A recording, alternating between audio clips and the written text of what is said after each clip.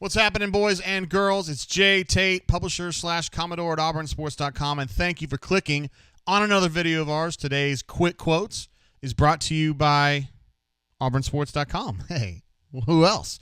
I am wearing an Auburn hat today. You may be thinking, JG, with that beautiful hair you have, why would you be wearing a hat and sullying your image this way? Well, there's a little story behind that. Yesterday at practice, Brian Harsin came along, the assembled media, reporters, and photographers, and gave away hats, which I thought was a really nice gesture. Some other folks had some ethical or moral issues with it. Whatever. I'm going to give this hat away, this very hat that Brian Harsin himself touched yesterday, on the stream tomorrow when we do the brain drain. So if you really want it, you can have it, and we're going to make that happen. So as a renegade show of just how much of a maverick I am, I'm going to wear this hat. It's going to make some people angry. But, hey, man, that's just life. Today's Quick Quotes. We should have done this yesterday afternoon, but we got caught up in some other stuff. We're going to go back through with J.J. Pegues, NIx, and Brodarious Hamm. Had some interesting stuff to say. Our first chance to talk to J.J. Pegues, who's a very interesting cat, right? He played H-back last year, came over from Oxford, Mississippi as a true freshman. Moved over to the defensive line before spring, so he went through spring and summer kind of getting ready for that switch. Now, it's a big change, man. It's a mentality change, and it's a completely different position. You are hitting people, but whereas at H-back you're kind of getting a running start, when you're a D tackle, when you're playing nose a little bit, you're playing 3, you're playing 4, you don't have as much room, and you got to be a lot stronger. It's more important to have great technique with your feet, body position, all that kind of stuff. He's learning. He's got a great coach in Nick Eason. They get along great. Here's some stuff from Pegues about, sounds like he found out he was moving to the defensive line, was a little bit of a surprise to him, and also a little bit about Truesdale, with Tyrone Truesdale leaving the team, the opportunity that creates for some of these younger guys. Take a listen.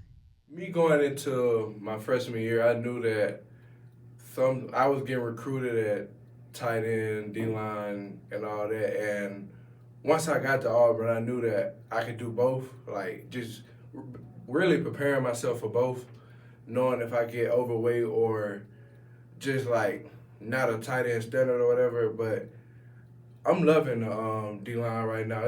I feel like I have a future in it, and I got a great coach, Coach Eason, who just buying in me, and one day hopefully I can make it to the next level.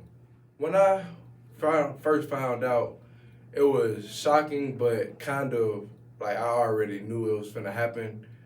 And how I prepare for it, each and every day, study, watch film. And just, like I said, Coach Harsin in the practice, he put fundamentals, techniques, and that's a big part of D-line, because you can be strong, but if your fundamentals and techniques are on point, then, like, it's nothing. But, like, I'm loving it, like I said, and I know Coach Eason go buy in me, and I'm going to buy into him.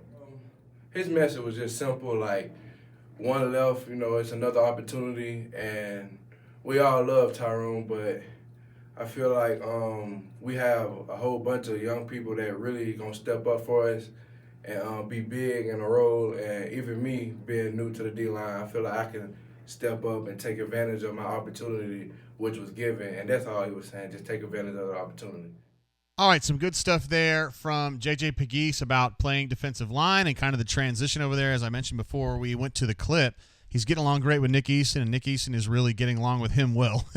They understand each other, and I think Eason really appreciates Pegues' attitude about it and just going in with both feet and saying, I'm going to do this, and I'm going to give you everything I got every single day. Nick Eason can work with that, a guy who's been in the NFL for a really long time and knows how players like this get developed. So I think it's going to be huge for Pegues. I don't know how big of a role he's going to be able to play this year, because I think it's just such a quick transition for him, and it's a tough position to play when you don't have that experience there.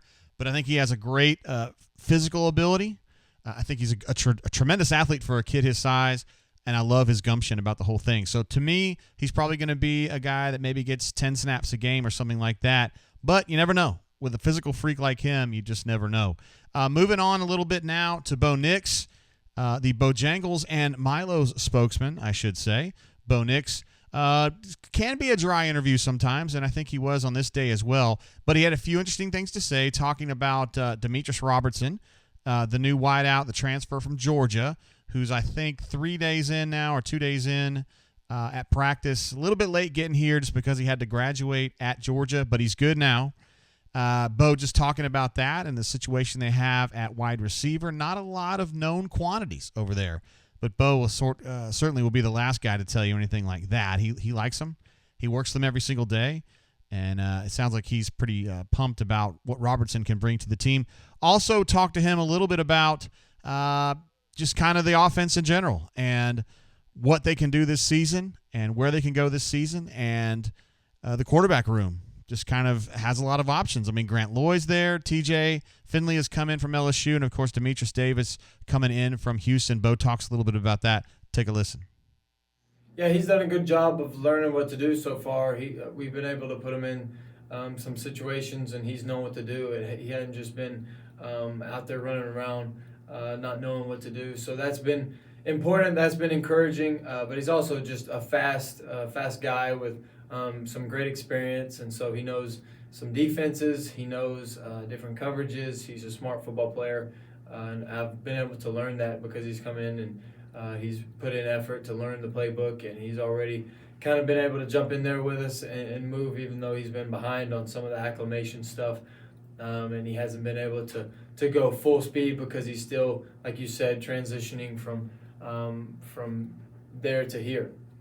Yeah, well, I think having Grant, TJ, Demetrius, all those guys, having a room full of talented guys, it's always important because you're just trying to make yourself better, and you're trying to improve each and every day. And no matter what day it is, all of us are trying our hardest to have the best day and to try to go out there and get as many reps as we can and to grow in those reps and to become better.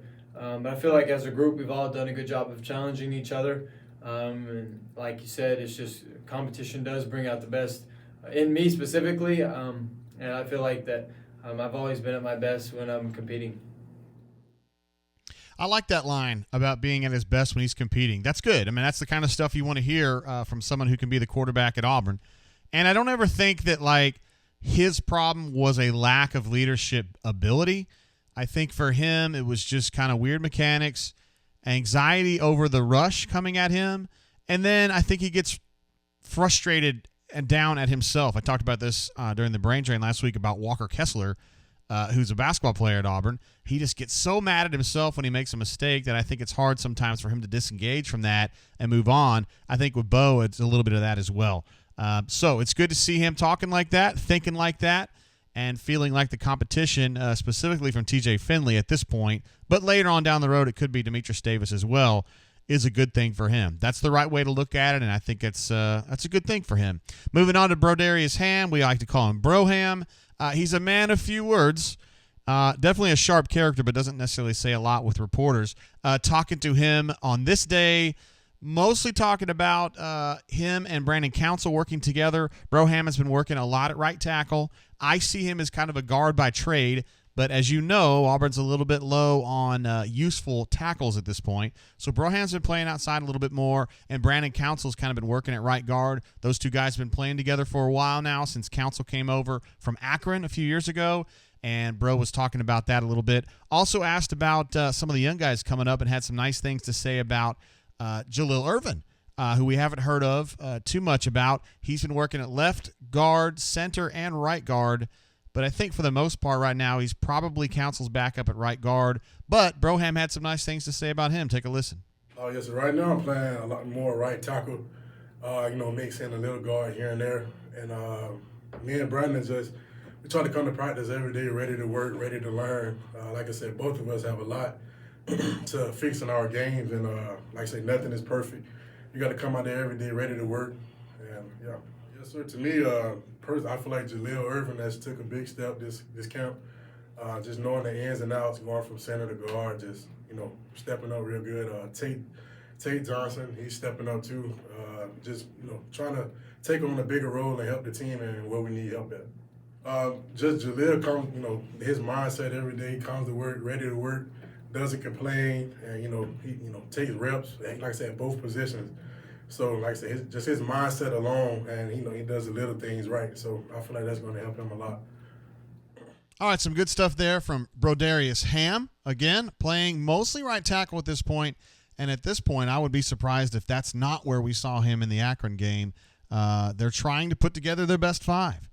And I don't know that they have a tackle, like a real tackle who's ready to play tackle at this level right now. So if Brodarious can go out there and he can finish blocks and he can kind of get a little bit, use that length that he does have to his advantage on the outside to try to get leverage on those rushers, I think it can work. It worked with Braden Smith. I felt the same way about Braden, that he was a great finisher. Who's probably better at guard, but also can play tackle too. They used him at both positions when he was at Auburn, and man, it can work. Absolutely, it can work. And Brodarious is a guy that, if you're going to give a guard a shot, I think he's the one to do it. So some good stuff here today. As far as looking ahead to the schedule, Auburn's going to scrimmage Saturday night inside Jordan-Hare Stadium. I think that's going to kick off around 6, maybe 5:30, maybe 6:15. You know how it is. They kind of dilly-dally and get themselves ready and kind of build up to it slowly. We will have a Zoom with Harsin after that, so I'm guessing that's going to be like 8:15, 8:30 p.m. Saturday.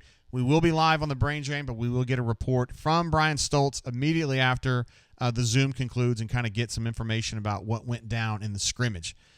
I appreciate you guys watching this video. If you like the content, or you like me, or you like this hat, I'm a renegade, subscribe to our channel, or you can also subscribe at auburnsports.com to see the best of what we have at the site, all the stuff we've been writing, and the great message board we have, The Bunker. Till we see you next time, guys, keep your feet on the ground and keep reaching for the stars. Peace.